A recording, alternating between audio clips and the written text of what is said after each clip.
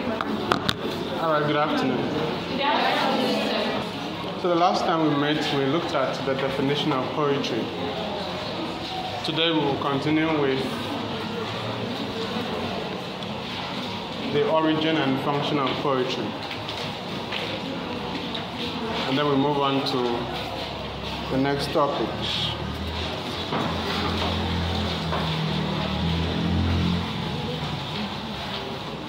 So where does poetry come from? What is the origin of poetry? Where does poetry originate from? Poetry has a number of sources.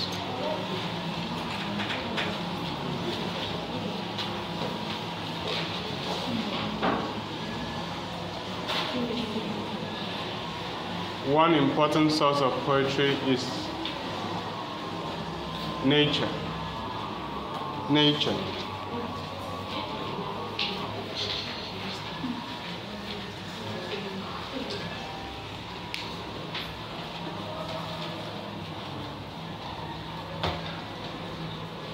Poetry originates from nature.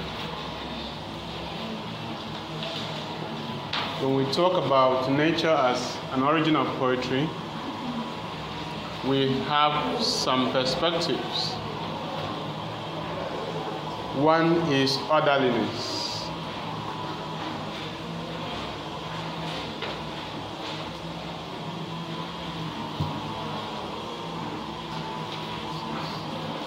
Or if you do not see order, if you do not see constant order in nature, you can see the order in the chaos.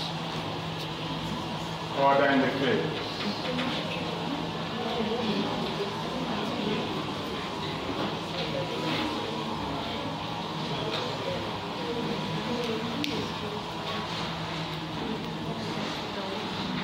That means that despite the seeming unpredictability of life, of events in the world, if you study them very well, you can always observe a pattern. All right? And it is that pattern that we call order. And the pattern is seen in the way these events recur. Okay? And how recurrent the events are.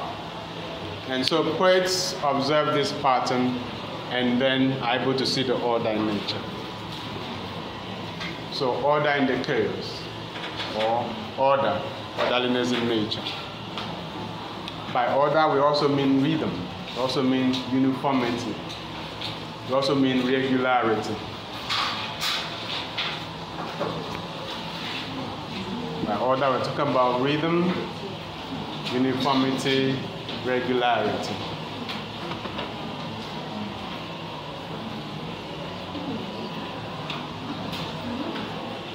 So poetry stems from the need for man to capture, depict, portray, demonstrate in art or in the word art the order that exists in nature.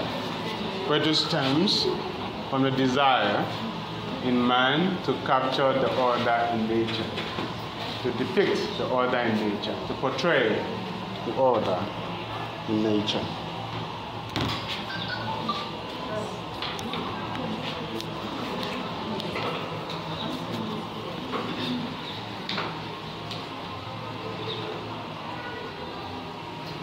So the discerning aspects of this orderliness is in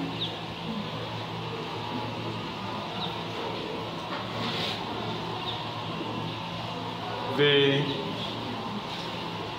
rhythmic movements of the heavenly bodies, the rhythmic movement of the heavenly bodies,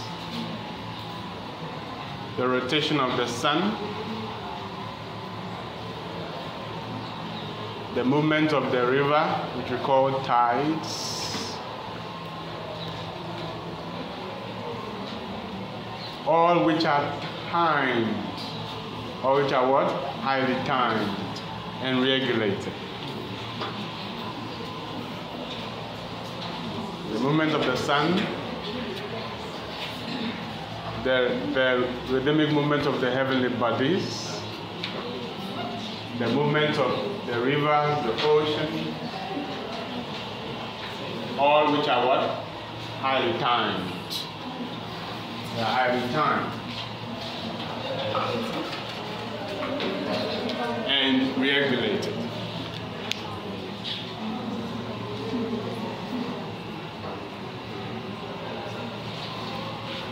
So poetry makes us believe in the existence of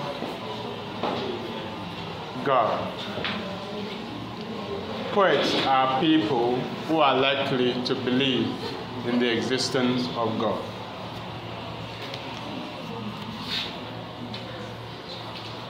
That is, if by God you refer to the intelligent designer,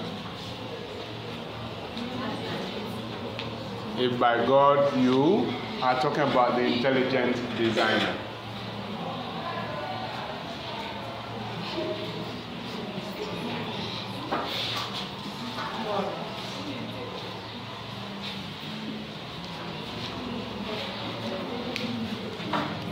in other words, you look at the world and you tell yourself that there is no way all of these things could have come to be on their own. Okay? Yes. Someone should have caused it, someone should have brought it about. The world could not have occurred by chance. There is a designer behind it, behind every existence on the earth.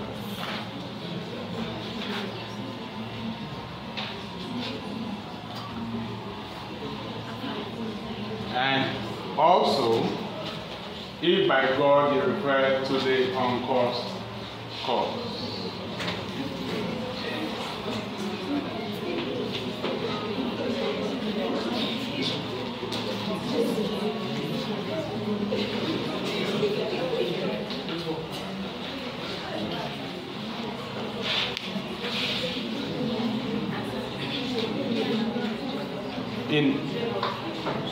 In everything that has rhythm, there has to be someone who set it. So another aspect of nature that informs the origin of poetry, another aspect of nature that informs the origin of poetry is beauty. Nature is inherently beautiful. It's beauty.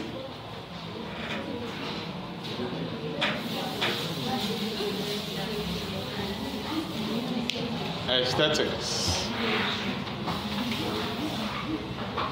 Poetry is informed by the need to capture the rhythm, the uniformity in nature, as well as the beauty in nature.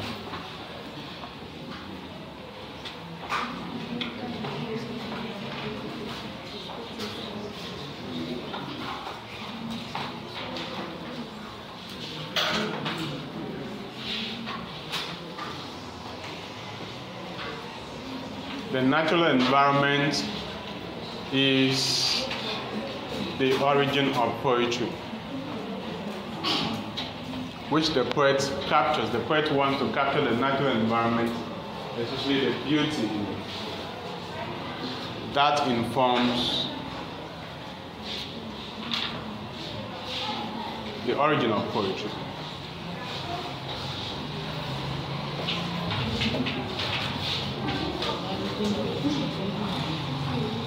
Poetry is an expression of the beauty that is inherent in nature.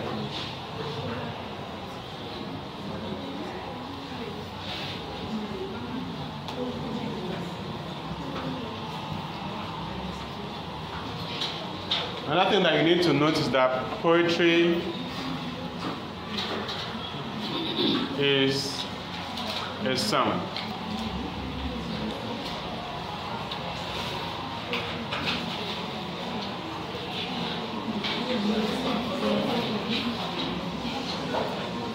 Poetry is a song. Poetry is music. Poetry is music.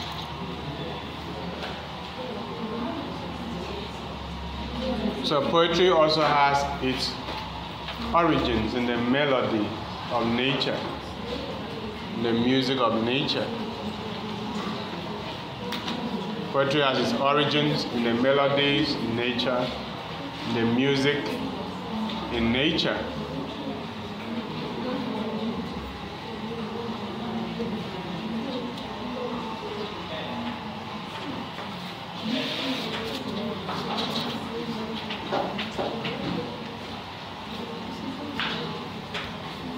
Poems are songs because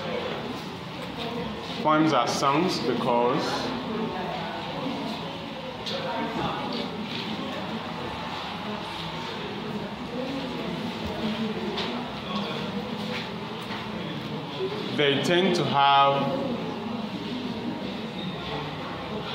rhythm based on the regularity in the lines and stanzas, based on the regularity in the lines and stanzas.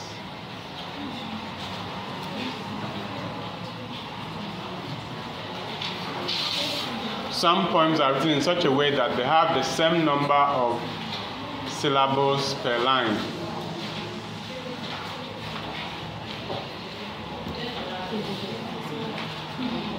Some poems are written in such a way that they tend to have the same number of syllables per line.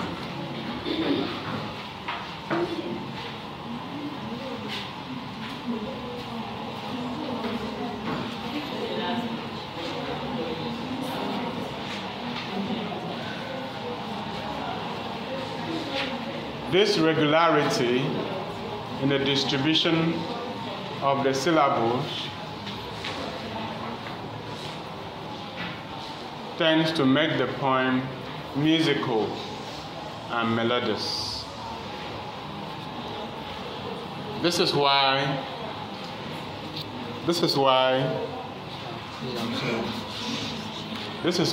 most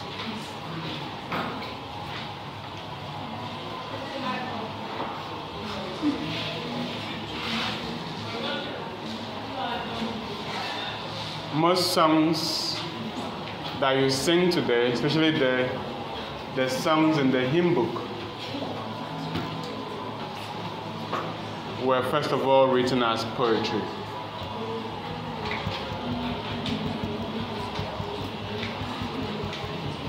We call them lyrics.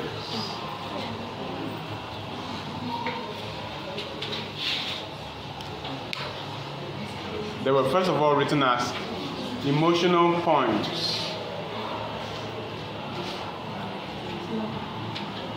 that have religious undertone. But because of the regularity in the structure, then later they were set to music.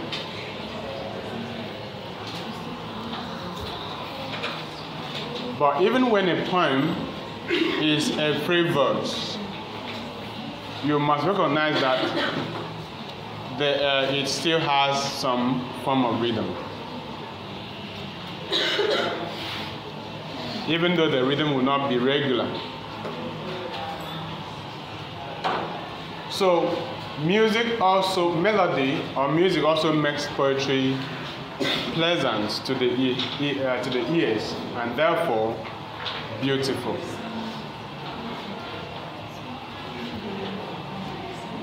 Another thing that makes poetry musical is the rhyme scheme.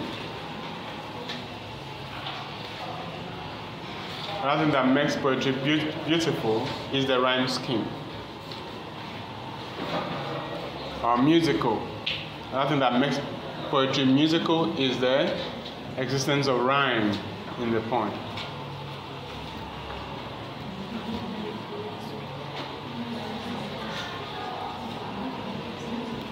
Again, this melody in the poem captures the harmony in nature.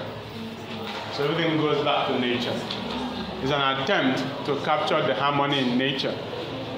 Because you wake up in the morning and you hear the sounds of birds. It is the same sound that the poet tries to mimic in the poem. Sounds of life. So the poet does not only make you hear, the poet also makes you see, makes you feel through the use of words.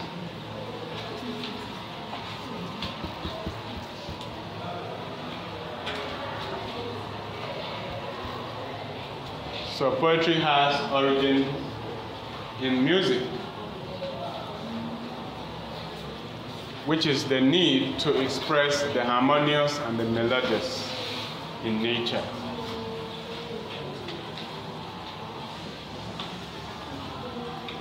Poetry originates from word game.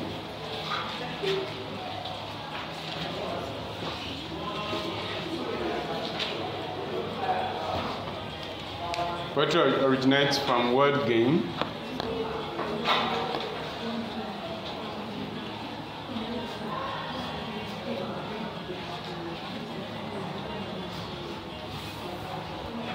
Like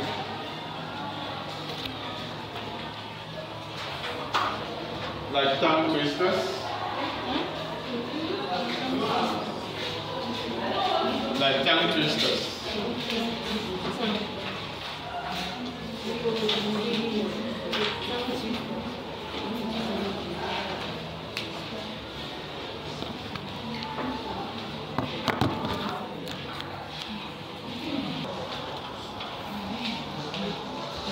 So in poetry we have what we call pun.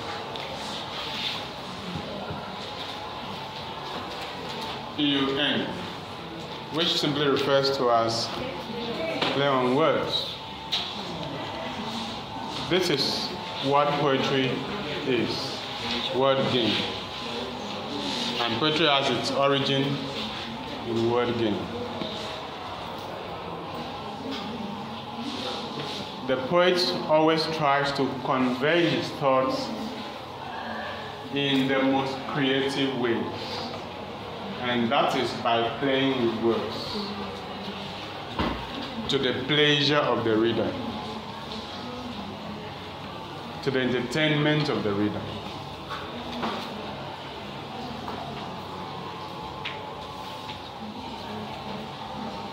Okay, so all those things you normally say, a plantain planter planted plenty plantain in his plantain plantation, is poetry. Father Francis fried 5 fresh fish for Father Francis' friend. That's poetry. Somebody sat down and thought about it. They are tongue twisters. They also play on words. It makes the language beautiful and interesting. It makes us even receive what the poet has said with joy, because it is not expressed in ordinary language.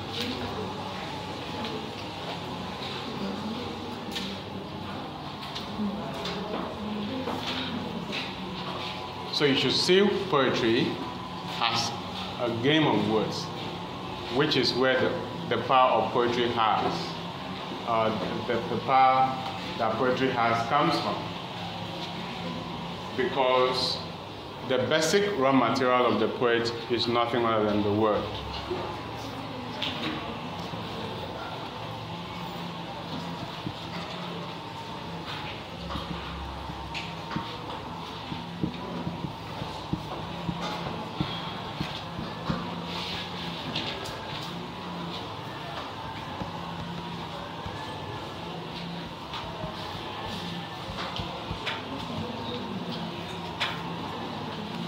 Poetry has its origins in oral tradition.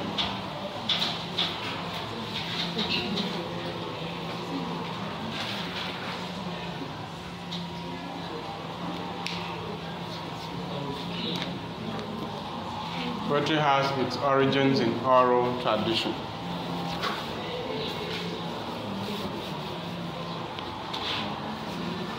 By oral tradition, we refer to the body of knowledge and experiences owned or possessed by pre-literate peoples and transmitted from generation to generation through the words of mouth. By oral tradition, we refer to the body of knowledge and experiences owned or possessed by pre-literate people and transmitted from generation to generation through words of mouth.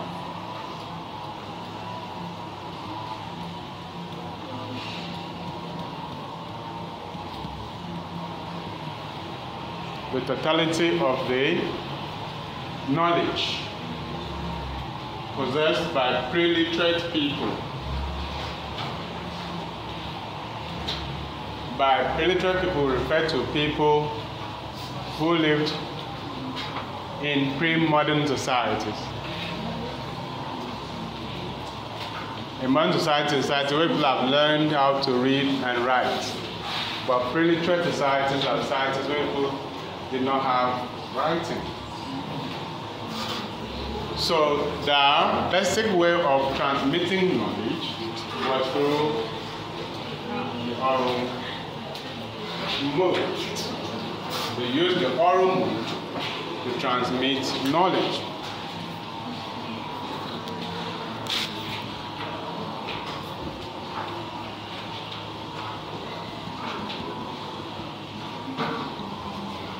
So poetry could be seen as originating from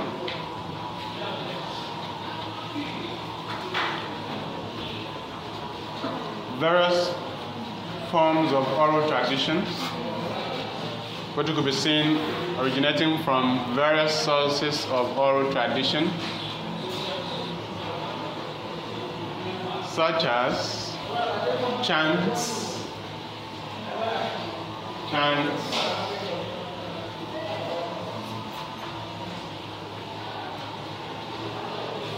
songs.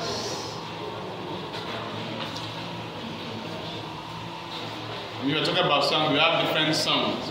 One time we have work songs, which is still poetry, work songs. Kind of song that you do while working. Work songs are sung while you're working. Work songs. We have war songs.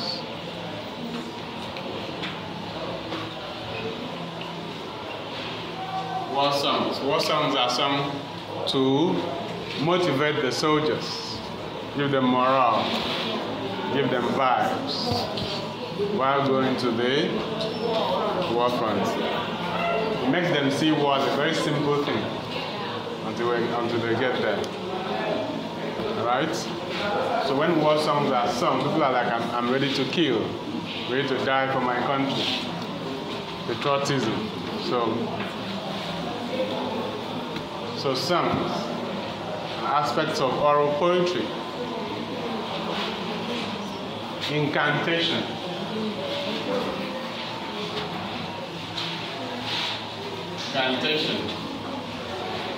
libation, all forms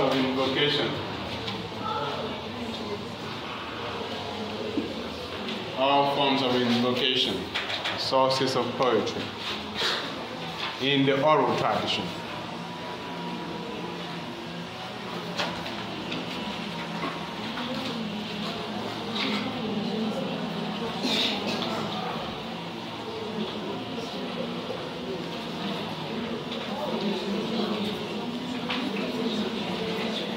Then you have proverbs.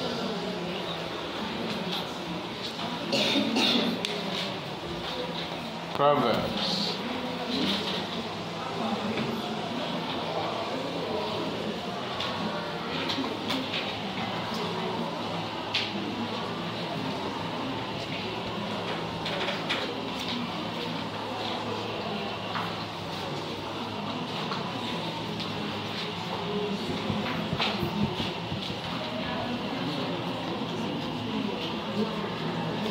These are the origins of poetry.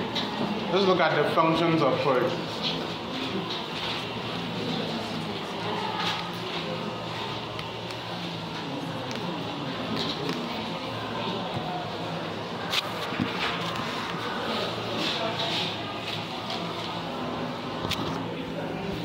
The functions of poetry are derived from the general functions of literature.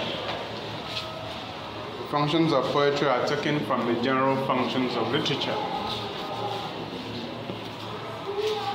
The functions of poetry are taken from the general functions of literature.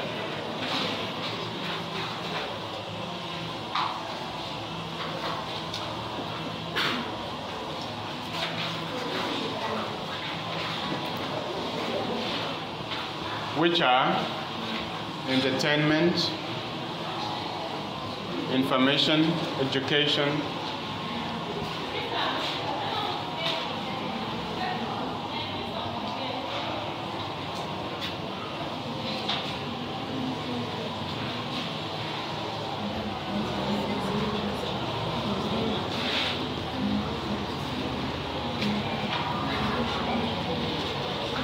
these are the general functions of literature, but they also apply to poetry. They also apply to poetry. The primary function of poetry is to entertain.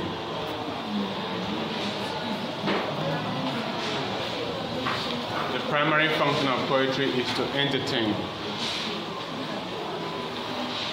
Poetry is an art, and like all arts, it first of all aims to entertain.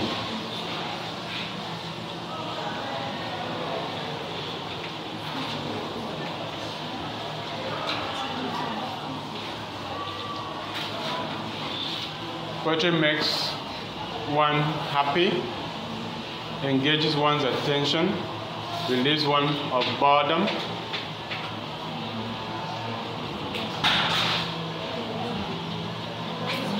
especially when it is performed. Especially when it is performed.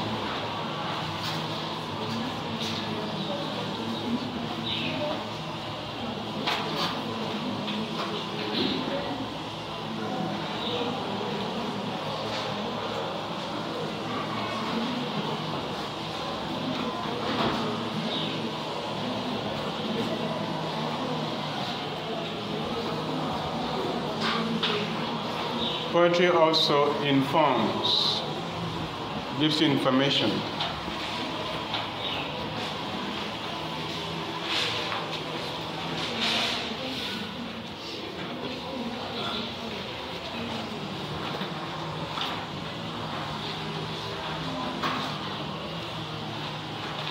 Poems can be used to pass across important messages to empower the readers.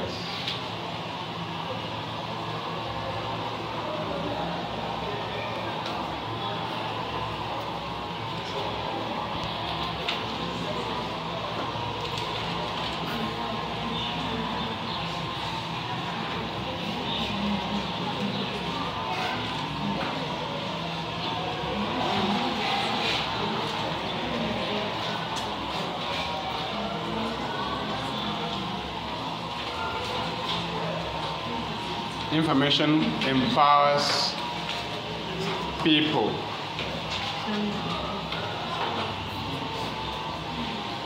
Information makes people aware of what they were not aware of before. And this is what poetry does.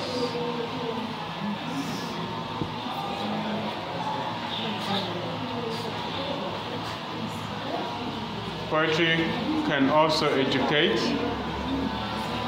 Poetry can also educate because poetry gives cultural knowledge. Poetry gives cultural knowledge.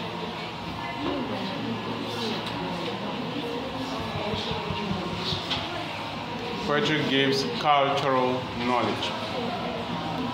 It allows you, it gives information to know about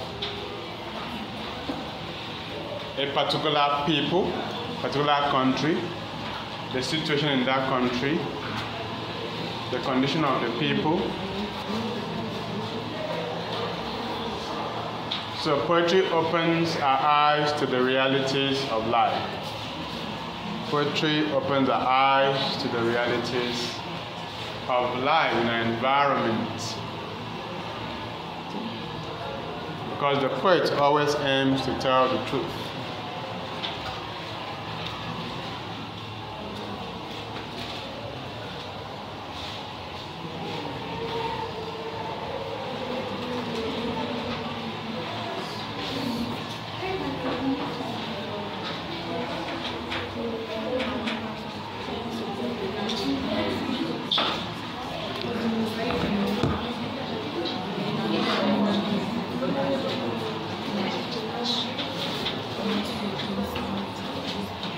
Poetry brings awareness to the people about their plight and condition and situation. Poetry empowers you to take action for personal and collective redemption. Poetry empowers you to take action for personal and collective redemption.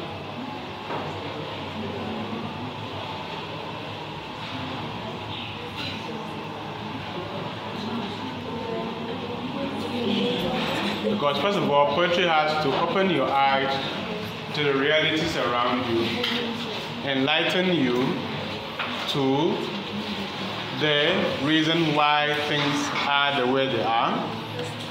And that will definitely empower you to take an action to change the situation, both for yourself and for society at large.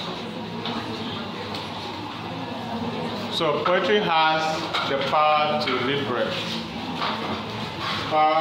Poetry has the power to liberate.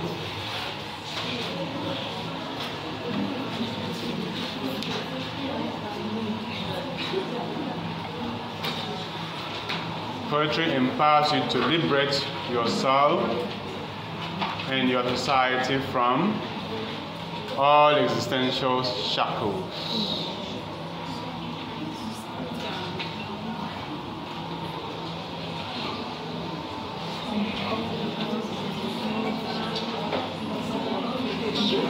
Poetry makes you conscious politically. Poetry makes you conscious politically.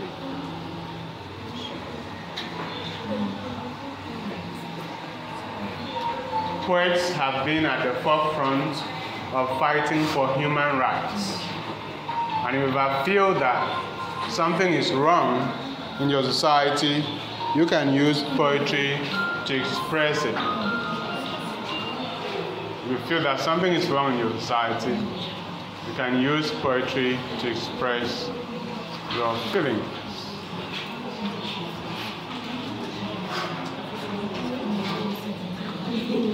So many oppressed structures in the world have been liberated through the instrumentality of poetry. Example is slavery, the trading in human goods.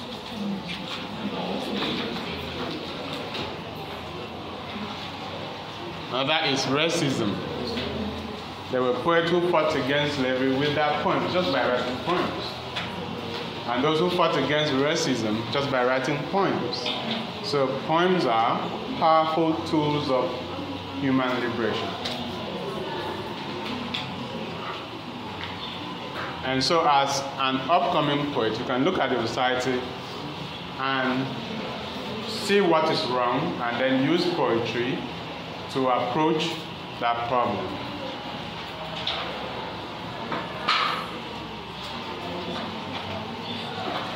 Like gender oppression. Many poems have been written on the need to liberate the woman from patriarchal domination.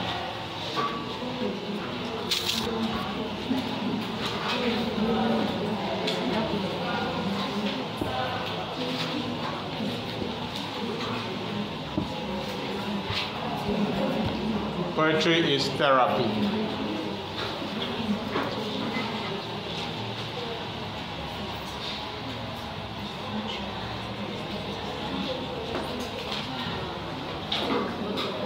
Poetry as therapy. Poetry as therapy.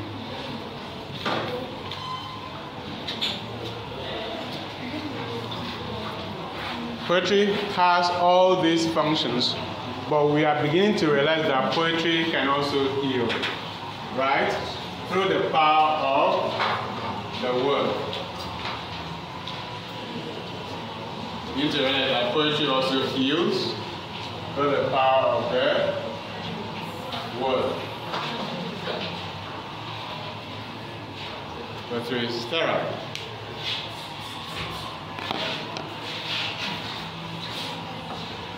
Because words have healing effects. Sometimes people die in the hospital because the nurses and doctors are not kind in their words to the patient. And the other time when lives are saved, when the doctors are kind with their words to the patient. So words have healing effects. How much more when it is rendered in the form of poetry? So poetry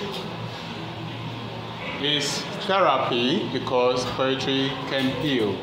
And this level of healing is quite serious because it is not physical healing, it is psychological healing. Alright? It is not physical healing, but rather it is psychological healing. The healing of the mind, the healing of the emotion.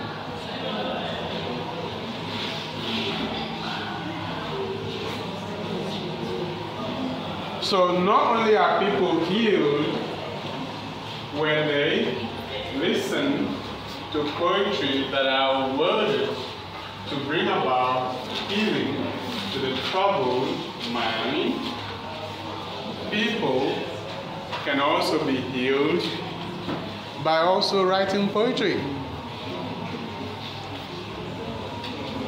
So writing poetry can bring about healing to the writer, just as it can also bring about the healing of the reader.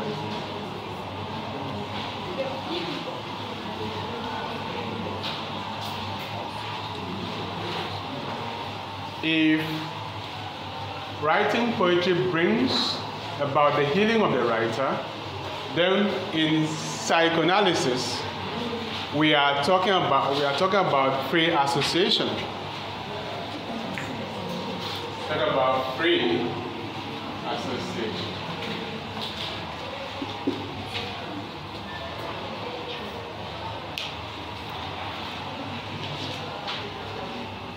That is, the poet allow himself the freedom of expressing his mind or thought, her mind or thoughts, to relieve himself or herself. Okay? So most times when you go to church and the pastor says, pray, tell God your problems, all right? That very act of you just talking about your problem, at the end of the day you feel lighter, you feel better. You feel as if you've been heard. All right? After all, you've given all your problems to God. Okay, so it is prayer. Prayer is a form of a free association, but you don't know. You simply think that you've given your problems to God and God has heard you, and you feel happy and happier. You have just done what we call in psychoanalysis free association. You are given a space because everybody is also talking about their problems, so nobody is really listening to anyone else, except some mischievous fellow. Alright? In the church, oh, not mine, well, listen to what another person is praying, so that they will know that problems.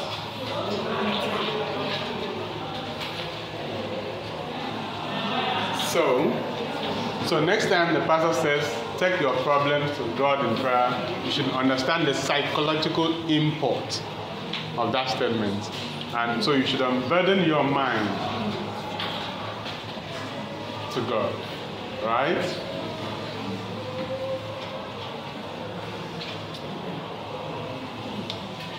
Sometimes it might not even be God, maybe a good friend that likes listening to you, or it's your confidence. Once you tell the person your problem, you feel better, because a problem shared is a problem solved.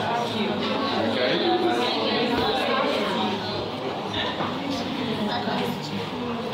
So there's underlying psychological benefit in free association. So when the poet writes, it relieves the poet's emotion. So that's the healing aspect of writing poetry.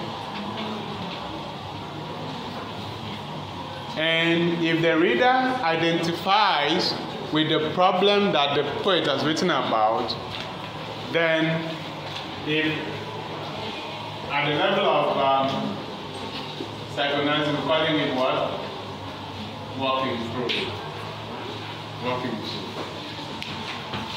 Because it's as if the person is being led again through whatever the person has gone through. And that second time is about healing. The first time was the wound. The second time is the healing. So we call it walking through. So the reader, at the level of the reader, if poetry heals the reader, then in psychoanalysis we call it what? Walking through. Alright, you are relieving the problem is in, and that is the source of healing. You have the strength of character, the strength of mind to relieve the problem again. Either by speaking about it, or making someone listen to you about it, or going back to that place where the problem happened, and then saying, I actually am not afraid of this problem, I confront this problem. It's a psychological. So poetry is healing, and the art of poetry as healing is emerging now. And I will charge you that sometimes when you want to write a poem, you should see how to write it in such a way that it could bring a healing effect. You could align with the concept of poetry as theater, as therapy, because that is where poetry is right now.